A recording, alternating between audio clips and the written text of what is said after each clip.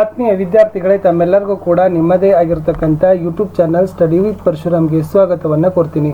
ಇಂದು 6ನೇ ತರಗತಿಯ ಸಮಾಜ ವಿಜ್ಞಾನದಲ್ಲಿ ಭಾಗ 1ರ ಪಠ್ಯಪುಸ್ತಕ ಇದೆ. ಅದರ ಮೊದಲ ಪಾಠ ಬರ್ತದೆ ಭಾರತ ನಮ್ಮ ಹೆಮ್ಮೆ ಅಂತಕ್ಕಂಥ ಪಾಠದ ಅಭ್ಯಾಸ ಪ್ರಶ್ನೋತ್ತರಗಳನ್ನು ನೋಡೋಣ. ವಿಶೇಷವಾಗಿ GPSTR ಅವ್ರಿಗೂ ಅಂತ ಕೂಡ ನೋಡಲೇಬೇಕಾಗಿರ್ತಕ್ಕಂಥ ವಿಡಿಯೋ. ನಿಮ್ಮ ಡಿಸ್ಕ್ರಿಪ್ಟಿವ್ ಪೇಪರ್ಗೆ ಇಲ್ಲಿಂದ ಪ್ರಶ್ನೆಗಳು ಬರ್ತಕ್ಕಂಥ ಚಾನ್ಸಸ್ ತುಂಬಾ ಇರ್ತವೆ. ಸೊ 6ನೇ ತರಗತಿಗೆ ನಾವು ಈಗಾಗಲೇ ಕನ್ನಡದಲ್ಲಿ ವಿಡಿಯೋವನ್ನು ಹಾಕಿದ್ದೀವಿ, ಪಾಠದ ಪ್ರಶ್ನೋತ್ತರಗಳು, ಅದನ್ನು ಸಹಿತ ನೋಡಿ. ಸೊ ಮುಂದೆ ಸೈನ್ಸಲ್ಲಿನೂ ಕೂಡ ನಾವು ಹಾಕಲಿಕ್ಕೆ ಪ್ರಯತ್ನ ಮಾಡ್ತೀವಿ, ಅವುಗಳನ್ನು ಸಹಿತ ನೋಡಿ. ಈ ವಿಡಿಯೋನ ನೀವು ಲೈಕ್ ಮಾಡಬೇಕು, ಶೇರ್ ಮಾಡಬೇಕು. ಫಸ್ಟ್ ಟೈಮ್ ವಾಚ್ ಮಾಡ್ತಿದ್ದರೆ ಸಬ್ಸ್ಕ್ರೈಬನ್ನು ಅವಶ್ಯವಾಗಿ ಮಾಡಿ ಅಂತ ಹೇಳ್ತಾ 6ನೇ ತರಗತಿ ಸಮಾಜ ವಿಜ್ಞಾನ ಭಾಗ 1ರ ಮೊದಲ ಪಾಠ ಭಾರತ ನಮ್ಮ ಹೆಮ್ಮೆ ಪಾಠದ ಅಭ್ಯಾಸ ಪ್ರಶ್ನೋತ್ತರಗಳನ್ನು ನೋಡೋಣ. ಅಭ್ಯಾಸಗಳು: ಈ ಕೆಳಗಿನ ಪ್ರಶ್ನೆಗಳಿಗೆ ಉತ್ತರಗಳನ್ನು ಬರೀರಿ ಅಂತ ಕೊಟ್ಟಿದ್ದಾರೆ. ಮೊದಲ ಪ್ರಶ್ನೆ, ಪುರಾಣಗಳಲ್ಲಿ ಭಾರತವನ್ನು ಏನಂತ ಕರೆದಿದ್ದಾರೆ? ಉತ್ತರ: ಪುರಾಣಗಳಲ್ಲಿ ಭಾರತವನ್ನು ಭರತಖಂಡ, ಭರತವರ್ಷ ಅಂದರೆ ಭಾರತ ದೇಶ ಅಂತ ಕರೆದಿದ್ದಾರೆ. ಪ್ರಶ್ನೆ 2, ಗಣಿತ ಕ್ಷೇತ್ರಕ್ಕೆ ಭಾರತೀಯರ ಕೊಡುಗೆ ಏನು?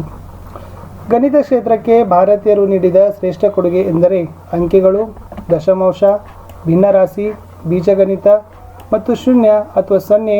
ಸೊ ಮೊದಲು ಏನು ಮಾಡಿದ್ರಪ್ಪ ಅಂದ್ರೆ ಒಂದು ಸಂಖ್ಯಾ ಸೂಚಕವಾಗಿ ಬಳಸೋದು. ಇವೆಲ್ಲವುಗಳು ಕೂಡ ಗಣಿತಕ್ಕೆ ನಮ್ಮ ಪ್ರಾಚೀನ ಭಾರತೀಯರು ನೀಡಿದ ಶ್ರೇಷ್ಠ ಕೊಡುಗೆ ಆಗದ.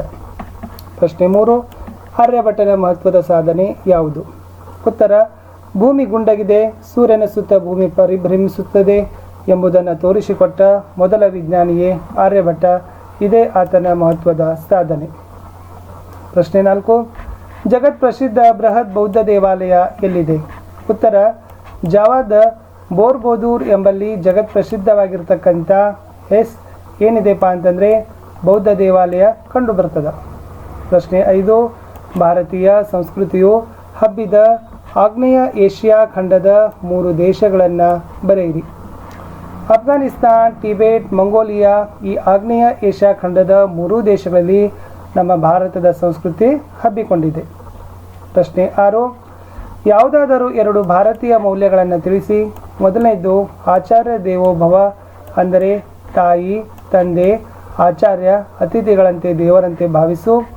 ಜಗತ್ತಿನಲ್ಲಿ ಅಹಿಂಸೆಯೇ ಶ್ರೇಷ್ಠತಮ ಅಂತ ಮೌಲ್ಯವನ್ನು ಪ್ರತಿಪಾದಿಸಿದವರು ಸಹಿತ ಭಾರತೀಯರೇ ಆಗಿದ್ದಾರೆ.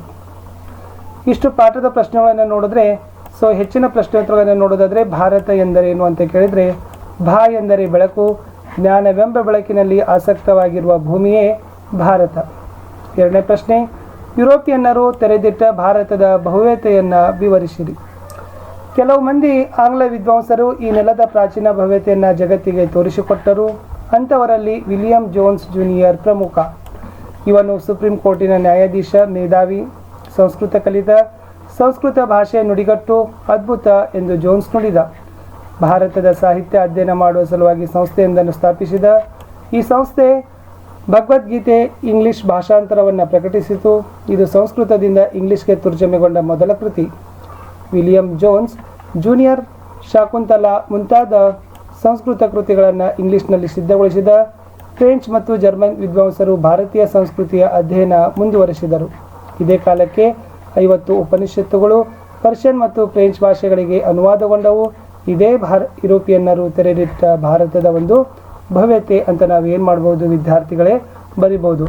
ಇಷ್ಟು ಈ ವಿಡಿಯೋದಲ್ಲಿ ಏನು ಮಾಡಿದ್ದೀವಿ ಅಂತಂದರೆ, ನಾವು 6ನೇ ತರಗತಿಯ ಮೊದಲ ಭಾಗದಲ್ಲಿರ್ತಕ್ಕಂಥ ಸಮಾಜ ವಿಜ್ಞಾನದ ಪಠ್ಯಪುಸ್ತಕದಲ್ಲಿ ನಾವು ಪ್ರಶ್ನೋತ್ತರಗಳನ್ನು ಮತ್ತು ಹೆಚ್ಚಿನ ಪ್ರಶ್ನೋತ್ತರಗಳನ್ನು ಹಾಕಿದ್ದೀವಿ. ಸೊ ದಯಮಾಡಿ ತಾವೆಲ್ಲರೂ ಕೂಡ ಇದನ್ನು ಲೈಕ್, ಶೇರ್ ಹಾಗೂ ಸಬ್ಸ್ಕ್ರೈಬ್ಗಳನ್ನು ಮಾಡಬೇಕು. ಮತ್ತು ನಾವು ವಿಜ್ಞಾನ ವಿಷಯದ ಮತ್ತು ಹಿಂದಿಯಲ್ಲಿನೂ ಕೂಡ ಹಾಕಲಿಕ್ಕೆ ಪ್ರಯತ್ನವನ್ನು ಮಾಡ್ತೀನಿ. ವಿಡಿಯೋ ವೀಕ್ಷಿಸಿದ್ದಕ್ಕಾಗಿ ಧನ್ಯವಾದಗಳು.